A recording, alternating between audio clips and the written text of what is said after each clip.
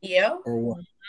Yeah. No, it could be that, or it could be I'm not about to argue about a picture on social media.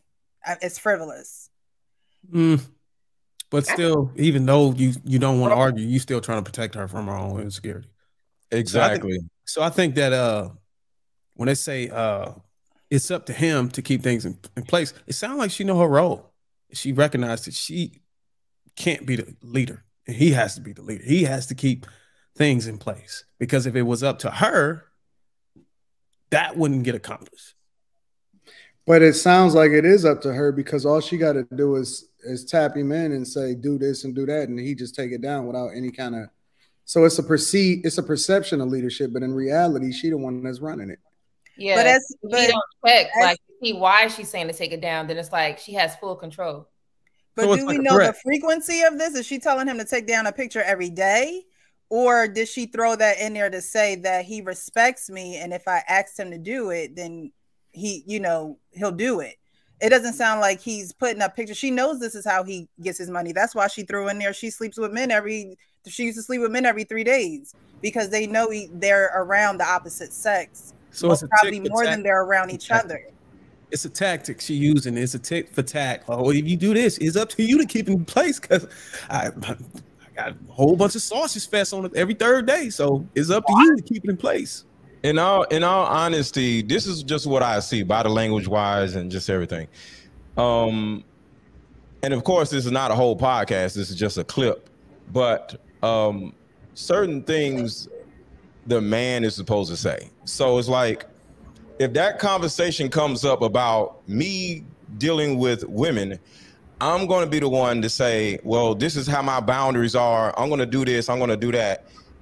I'm not going to say this is what is going on, but it's almost like she is speaking for him. Guys, listen up. As you get older, the best way to continue to look young, exuberant, and vibrant is to continue to take care of your skin. That's why I'm excited to have Teej Hanley as a sponsor of today's video. You heard me talk about them before, and you're going to continue to hear me talk about them, because I believe in their products and the positive impact that they have on every man's life. Teej Hanley makes taking care of your skin so easy. They provide you with all the products you need and nothing that you don't. Every box comes with an instruction card that tells you when to use each product, how much to use, and in what order. Lapeef family, I must admit, skincare wasn't always something I always focused on, but since I started using this system, I've seen improvements in the way my skin looks and feels. And you don't have to take my word for it. They have over 5,000 5-star reviews on their website from satisfied customers from around the world. I recommend you start with the level 1 system, which comes with all the basics: a daily face wash, an exfoliating scrub, an AM moisturizer, and a PM moisturizer. In addition to amazing skin, members of Teej Hanley get tons of benefits, including at least 20% off retail price, the ability to customize your box, pause or cancel at any time, and free US shipping. And because Teej Hanley is sponsoring today's video, they're offering my viewers a great deal. Just click that first link in the description and you'll get 30% off your first box plus the free gift. Seriously, that's an amazing deal. Even though it's too early, as I often say, it's never too late. Click that link and get started today. Like, if I'm doing something, I'm going to say what I'm doing. If she's doing something, she's going to say what she's doing. And it can, that the optics can just be wrong, and it could just flow just in a conversation. But from that clip, I'm just like, why isn't he saying that? Like, this is my business. I deal with beautiful women because I train them. And sometimes when I'm filming them or whatever, my girl or my lady, or in that situation, my wife may say, take that down. And I respect her wishes and just take it down, because coming from him, it'll have more context to what is going on and why she's telling him to take it down, instead of her saying, I'm doing this, I'm doing that. So, but the optics might just be wrong. So that's what I seen that. Why isn't he saying that? I agree with you 100%, because the fact that he was just sitting there silent and docile while she was the one that was talking about how it's up to him, but she's the one that's communicating everything and saying what should and shouldn't happen and what she says should happen and all of this other type of stuff. For me, it's a false perception. It's a false perception. And They're trying to sell a narrative when in reality it's not selling well. And I always say that it's more important to pay attention to how, what, when, where, why, and how people are saying things versus what it is that they're actually saying. The conversation, communication is 90% body language.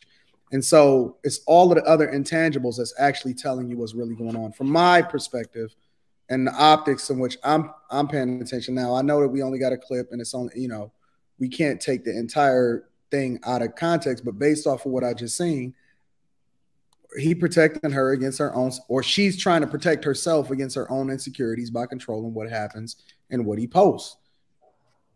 And if anybody is protecting somebody from their insecurities, it has to be the man protecting her from her, or either, you know, telling her to go get therapy or something like that. But if anybody's protecting somebody from something, it has to be him protecting her from herself, not her protecting her from herself, because at the same time, they're married. So what role does he play in her high level insecurities? Because just like you said, Anton, are you just going to acquiesce every time she turns around and says, I'm insecure about this and that?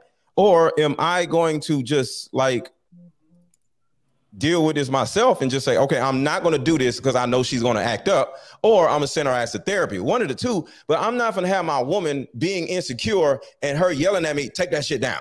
You know, her words, not mine. Take that down. Yeah. You know, like, he look like a yes man to me. He look like the way how he's sitting like next to her and looking at her body language, right? He looked like he done cheated a lot and she and you know, it's something right. Body language. Yeah. How do we know the cheating ain't come from her previous partner? That's the reason why she might have an insecurity.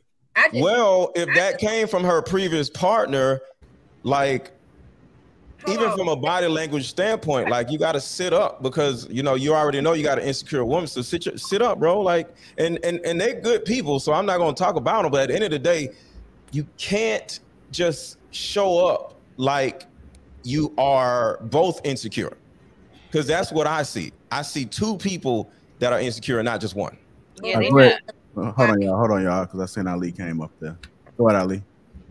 I want to say that I actually know them personally, and I've been to their gym with them a few times, and they're actually very sincere people. They've been married for a long time, and there's so many beautiful women that go to this gym, right? So he does have a lot of experience working out a lot of beautiful women. So I actually get what they're saying, and I think they handle it well as a married couple. Well, I don't know him personally, and I got to go just by off the clip. Right. And so if I'm going just based off the clip, he looks docile and she looks like she's controlling everything. And she's the one that's controlling the conversation. And I can't imagine being in person around a woman and that woman is attached to me and she's the one that's doing the majority of the dialogue in the first place.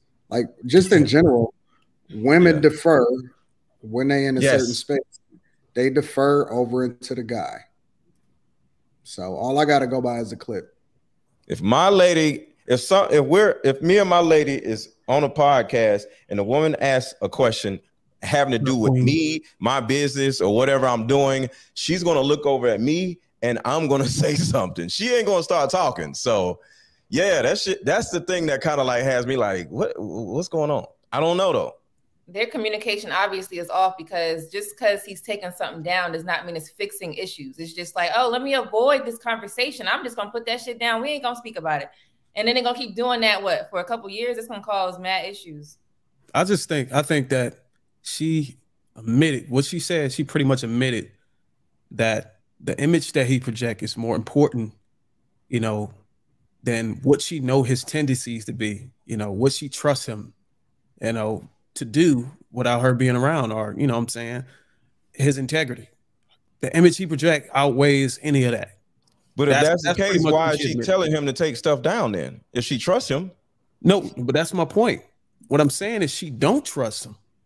What I'm saying is the image he projects, what it looks like to other people, outweighs what she knows about him, like what she knows deep down in her heart. She may indeed know that this guy is he's not that type of guy. Yeah, it looks weird, but what's more important is the image that's coming out.